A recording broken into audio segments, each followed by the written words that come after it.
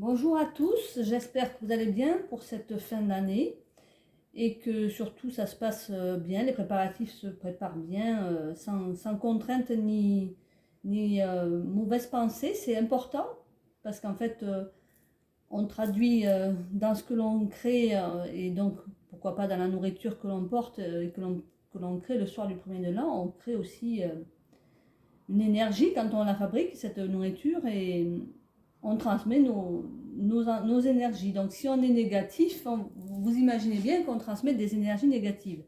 C'est bien dommage. Donc il faut en profiter pour avoir une énergie au moins ne serait-ce que neutre, c'est parfait. Voilà, donc écoutez, on va commencer de suite, c'est le taureau là cette fois-ci. Allez, en trois cartes, en trois tas de cartes, on va dire. C'est le tarot de Marseille, ici l'oracle des miroirs et le Béline. Et je tire 4 cartes à chaque fois pour avoir des grandes lignes pour chaque mois, pour les énergies de chaque mois, ce qu'il va vous porter, ce qui est à voir ou à revoir, ce sur quoi il faudra faire attention, donc les énergies principales, on va dire. Donc j'y vais de suite avec le tarot de Marseille que j'ai déjà purifié tout à l'heure. Donc voilà pour le tarot de Marseille, pour tirer une carte bien sûr par mois sur le mois de janvier 2023 qui arrive à très grands pas maintenant. Allez, on y va. Le taureau pour l'énergie du mois de janvier. Quelles sont les énergies, surtout les conseils éventuels que l'on peut suivre pour ce mois de janvier pour les taureaux? Allez, alors c'est celle-ci. Oh, mais formidable. J'ai envie de dire c'est du chamboulement. Donc, les taureaux, faites attention, il y a un choix, un très grand choix qui peut arriver soudainement. Là. Oui, bon, on va revoir ça pour tout à l'heure. Je continue à tirer les 4 cartes là d'abord avec cet oracle ce tarot de Marseille. Les 4 cartes dont janvier, février, mars et avril. Allez, on y va pour le mois de février. Alors, c'est pas forcément une mauvaise carte. Bon, évidemment, c'est aussi une carte de prudence. On y va pour février, alors. Voilà, c'est donc, ça pourrait être comme un espèce de nouveau départ, mais alors là, d'une façon assez fulgurante. Bon, on va voir ça. On va continuer pour le mois de mars, parce que ça, vous voyez, dans le mois de février, on parle encore de transformation, de changement, mais un peu de perte de repère aussi. Vous voyez ce que je veux dire? C'est on part sans trop savoir où on va, voilà. Allez, on y va pour le mois de mars. Mars pour les taureaux. Bon, alors ça se concrétise déjà. Ça commence à se consolider. La situation est un peu plus rassurante. Allez, on va voir les énergies déjà de mois de mars sont beaucoup plus éclairantes, beaucoup plus constructives. Ou constructive n'est pas le mot parce que les autres sont sûrement constructives aussi, c'est bien possible. Mais pas déstabilisante, c'est ce que je veux dire. Là, c'est déjà beaucoup plus ancré, beaucoup plus sûr de... Voilà. D'ailleurs, voilà, c'est carrément, j'ai l'impression, comme un nouveau destin qui vous attend. Mais bon, on y va. Ah bon, ben voilà, c'est celle-là. C'est celle-là pour le mois avril. Alors, est-ce qu'on voit bien les cartes là? Oui. Donc, avril, c'est le magicien. Voilà. Donc, maintenant, on va faire... je continue et je vous lirai les cartes tout à l'heure. Pour moi, c'est... on dirait que c'est une grande transformation qui vous attend là. C'est pour les béliers, pour les taureaux. Bon, on va faire donc mai, juin, juillet, août là. C'est plutôt le printemps. Là, c'était le fin d'hiver, début de printemps. Maintenant, on va faire de fin de printemps, début d'été. Allez, pour les taureaux. Alors, attendez. Hop. On se met à l'aise. Pour les taureaux. Les taureaux, pour le mois de mai. Les énergies du taureau. Oui, mais c'est pas mal ça. Oui, oui, c'est une remise en question quelque part que vous allez vivre. Hein. Mais dans le point, en tout point bénéfique, je dirais. Mais par contre, ça va être soudain. Allez, on y va pour le mois de juin. Juin, c'est... Oui, ben voilà, c'est carrément un nouveau départ. Là, vous êtes sur une pente ascendante, on va dire, mais quelque chose de vraiment de grande transformation. Vous êtes dans une très bonne période si vous cherchez un nouveau travail, si vous... Voilà. C'est ça, hein, il me semble. Hein. Juillet. Par contre, en juillet, vous ressentez des effets d'une certaine jalousie. Alors, bien sûr, quand il y en a la suite, il y a forcément de la jalousie quelque part. Hein. Août. Pour le taureau. Bon, c'est celle-là. Ah, il y a une mise en place de communication. Peut-être des choses qui se font, qui se règlent enfin par communication, alors, on va voir ça, ou des messages attendus qui arrivent enfin. Bon. Des contacts pris par intermédiaire, voilà. Alors ici, on va faire le mois de septembre, octobre, novembre, décembre, avec le bélier. Allez, pour le taureau, pardon. Pour le taureau, le mois de septembre.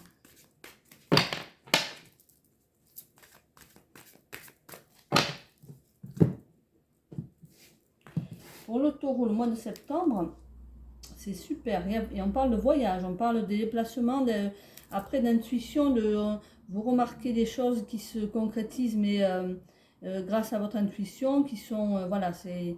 vous avez envie de... En même temps, c'est une forme d'instabilité, donc attention quand même à ne pas changer d'avis comme de chemise, à pas être... bon, c'est un peu de transformation encore pour le mois de septembre. Hein. Allez, on reprend octobre, bien sûr. D'accord, c'est un héritage, c'est des papiers, c'est peut-être des anciens... des choses qui reviennent du passé. Octobre, novembre, bien. Novembre est très très concluant au niveau des amours. Et enfin décembre, alors je vais préciser après, hein, décembre, pour décembre, avec Béline. Décembre pour les taureaux. Hop, attention. Bon, décembre pour les taureaux. Ah, ça c'est moins bon. C'est encore de la jalousie, encore des choses qui sont pas claires dans votre entourage. Hein. Alors, si on regarde bien ces cartes donc qui sont ici, vous avez donc avec le tarot, pardon, je suis un peu embêtée. J'ai des choses qui me gênent autour de moi, excusez-moi. Hein. Ah là, voilà. Bon, alors, avec le tarot, là, sur la tour c'est quelque chose de déstabilisant. Comme je vous disais en janvier, là, la carte numéro 16, elle donne quand même des connotations assez de quelque chose qui se termine, mais qui se termine de façon imprévue. Donc, ça peut être un contrat qui se termine de façon imprévue, ça peut être, mais ça peut être aussi choisi. Hein. Mais c'est quelque chose qui vous déstabilise complètement, qui vous met, qui vous sort de vos habitudes et ça, vous n'aimez pas. Les taureaux, en général, aiment bien que les choses soient un peu balisées. Vous avez du mal avec ces idées-là, de transformer tout de but en blanc. Mais c'est pourtant ce qu'on vous propose, de comprendre qu'il y a une énergie là qui va vous changer. Vous allez même vers la fin de quelque chose. Donc, si c'est un travail, c'est peut-être la fin d'un contrat ou la fin d'espoir ou d'ambition, ou même Voilà, c'est vous qui avez décidé, ou bien après c'est peut-être simplement une insécurité, une forme d'insécurité qui vous perturbe. Donc il se peut que vous ayez des événements positifs, mais des choses qui vous sont tellement brutales et tellement déstabilisantes que ça perturbe, vous ne savez pas trop où vous mettez les pieds.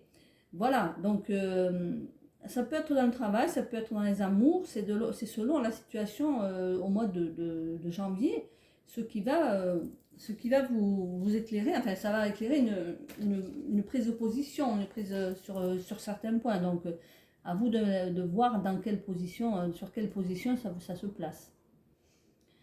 Le fou, par contre, alors là, on demande, c'est une forme d'instabilité aussi, parce que là, donc, après cette tour, qui est quand même déstabilisante, vous avez quand même, vous prenez des risques, vous avez choisi de prendre des risques, et en même temps, c'est un départ. Donc, vous avez fait le choix d'un départ, d'un nouveau chemin, quelque chose qui s'est présenté à vous, que vous avez saisi, ou bien c'est ce que vous allez vivre, hein, ce que l'on vous propose de vivre en tout cas. Ça peut être voilà, un commencement, des opportunités qui vous attirent, voilà, un début de quelque chose, une période où l'espoir est présent, où il faut du courage bien sûr, mais il peut y avoir des risques qui peuvent se présenter, et le fou vous conseille de réfléchir avant de sauter le pas. Voilà. Donc à vous de voir dans quelle position, de quoi il s'agit. Peut-être à la suite de cette tour-là, des décisions à prendre suite à ces événements qui chamboulent la vie. En mars, vous avez plutôt une bonne carte, puisque c'est la carte numéro 3.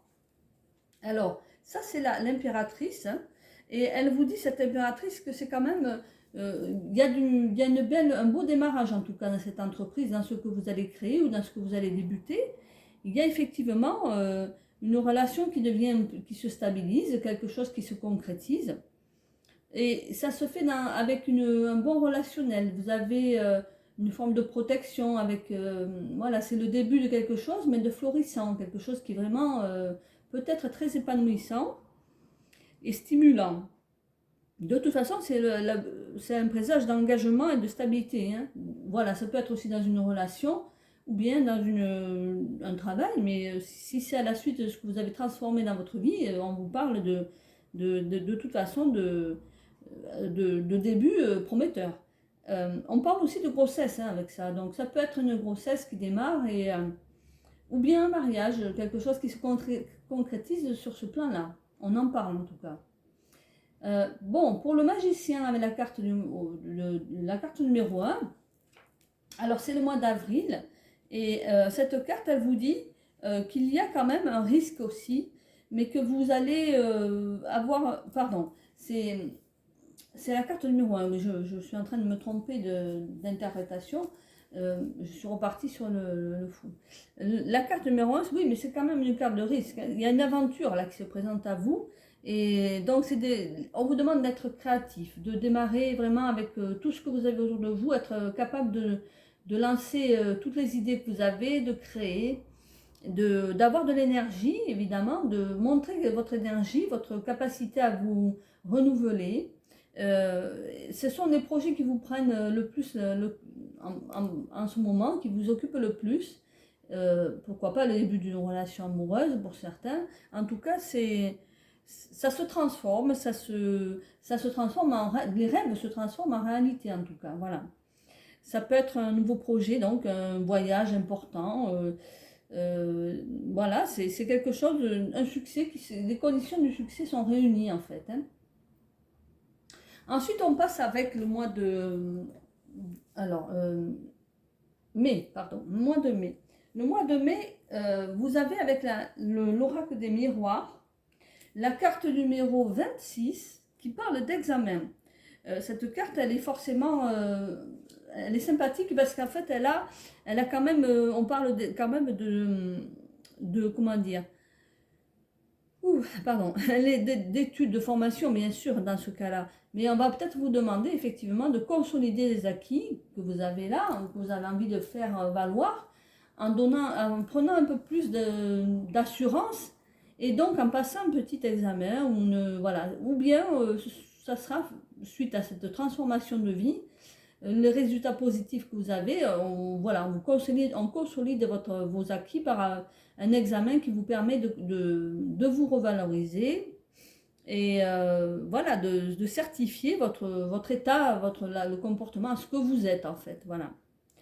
C'est une forme d'expertise. Hein. Donc c'est des connaissances. On vous demande d'avoir des connaissances et de les montrer et voilà, de les revaloriser. Après, c'est aussi des examens médicaux, donc tout ce qui est possibilité de vérifier un bilan de santé, ce genre de choses. Ça peut être ça aussi. Pour le mois de juin, oui, on parle avec la carte numéro 3, c'est toujours dans le jeu de l'oracle des miroirs. On vous parle de naissance, de possibilité de naissance, mais dans cette forme de... Alors, pour ceux qui effectivement avaient une grossesse, on parle d'accouchement dans ce cas-là, mais on parle aussi d'éclosion, l'éclosion de quelque chose qui est vraiment en train de s'épanouir. On commence quelque chose dans une relation, pourquoi pas, ou on commence dans un départ, le départ une construction de projet, voilà.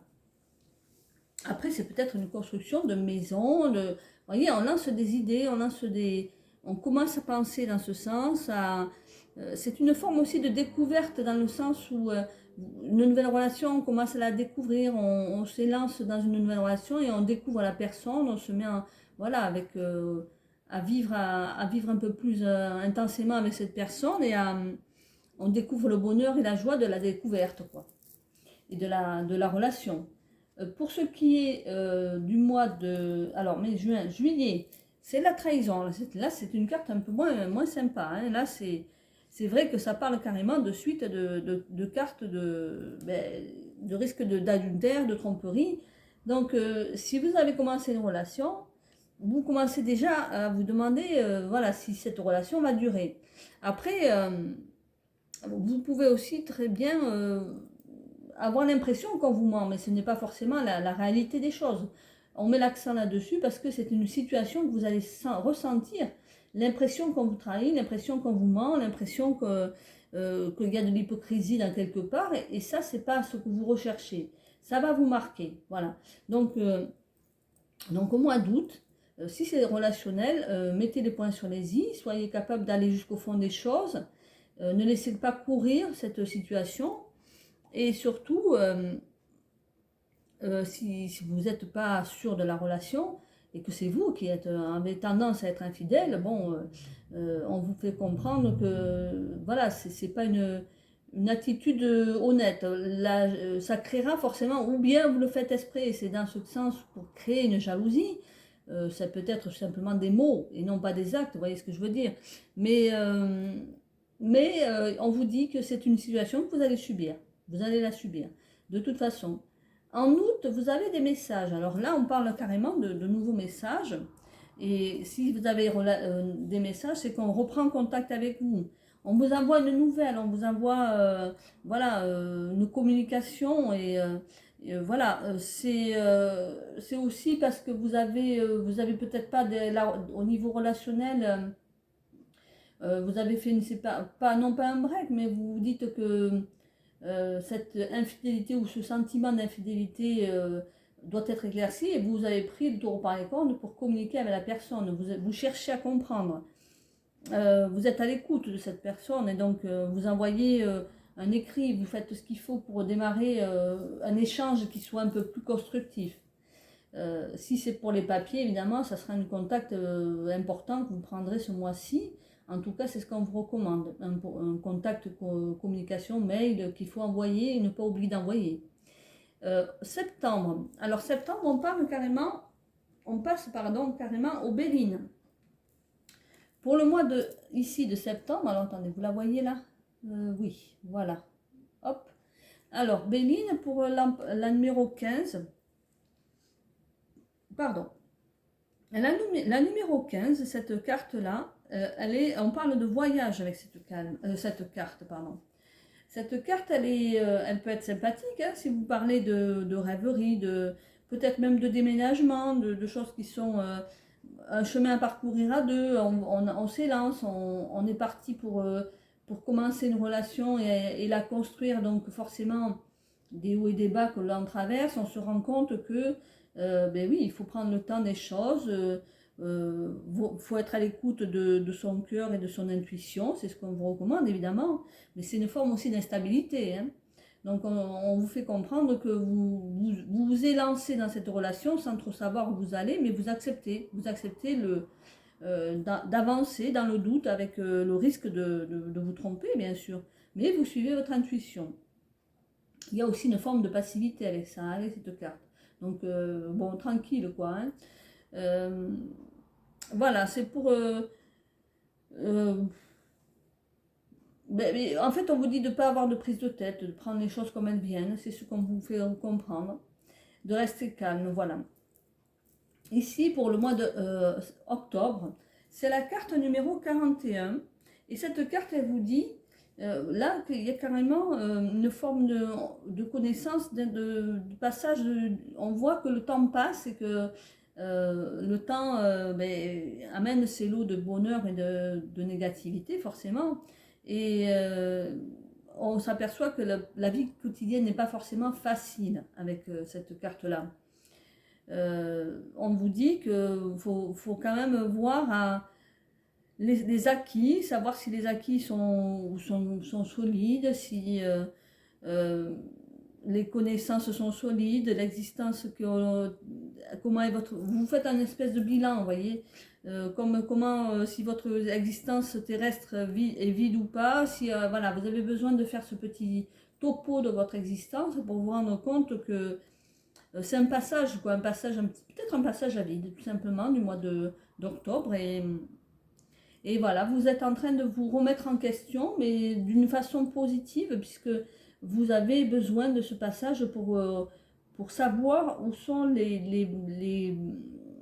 ce qu'il vous faut prendre comme décision, voilà, tout simplement. Ici, novembre, donc, c'est carrément une carte de passion. Bon, ça, c'est une très très bonne carte, puisque la carte des passions, en amour, forcément, on vous parle là de fougue, voilà, d'entêtement. On a envie d'ébullition, de choses qui sont... de vivre le moment présent sans se poser de questions, là, par contre, hein. On va saisir les opportunités, on va pas calculer, on va prendre des risques, on va saisir les ouvertures, tout ce qui va, voilà, ce que l'on va vivre en amour, voilà, l'état d'esprit sera totalement différent même si ces débuts de relation ont été un petit peu hein, que l'on n'est pas sûr de soi, eh bien là on va carrément prendre le devant et sortir un peu des sentiers battus, vouloir aller voilà, peut-être même, bon, la réflexion, vous l'avez faite, donc on parle plus là de manque de recul, puisque là, dans ce cas-là, je pense que vous l'avez fait. Mais on prend aussi les choses un peu à chaud et ça vous joue un peu des tours, c'est-à-dire que vous êtes un peu, pas colérique, mais pas loin, quoi. Ça peut être des émotions que vous ne maîtrisez pas, des recherches de sensations fortes parfois, des colères, des tensions, voilà, des choses comme ça. Après, c'est aussi un besoin de plaire et de séduction, hein. Mais bon, dans ce cas-là, on parle aussi de dépenses d'énergie dans des projets professionnels aussi. Mais parfois, on brûle les étapes dans ce système de pensée-là, hein. Et enfin, en décembre. Alors, en décembre, là, eh bien, c'est une carte, c'est pas très sympathique puisqu'on parle d'ennemis. Donc là, vous avez quand même une forme de jalousie. Donc, il y a quelque chose qui s'est créé. Peut-être même des calomnies, quelqu'un qui vous dit, qui vous fait entendre des choses qui ne sont pas, voilà, qui peuvent être négatives pour vous. Quelquefois, c'est des mensonges, tout simplement, qu'on vous fait parvenir à vos oreilles. Des mauvais conseillers. Donc, il faut être capable, mais voilà, de vous dire que rien n'est tout blanc et tout noir, que les choses ne sont pas forcément ce que l'on vous dit, et il y aura une forme de lutte intérieure qui va se produire. Mais... bon, faites attention à la manipulation, c'est ce qu'on vous fait comprendre en fait, et à ce qui est du double tranchant dans ce cas. Les amours seront certainement un peu plus difficiles, ou une envie peut-être de bousculer les choses, mais dans le sens où on force les choses et on amène les gens d'une certaine façon, sans le vouloir, ou peut-être en le voulant, hein, mais à manipuler un peu la situation et voilà, ça va vous créer des tensions qui ne seront pas forcément saines pour le couple. Pour le travail, eh bien, c'est carrément une forme de, oui, on vous dit de jalousie et de traîtrise. Il faut être attentif quand même à tout ce qui est des calomnies et mensonges des gens qui ne sont pas forcément vos vrais amis. Voilà pour vous les taureaux. Eh bien, écoutez, j'espère que vous passerez d'excellentes fins d'année. Et je vous dis à bientôt pour l'année 2023. Merci, au revoir.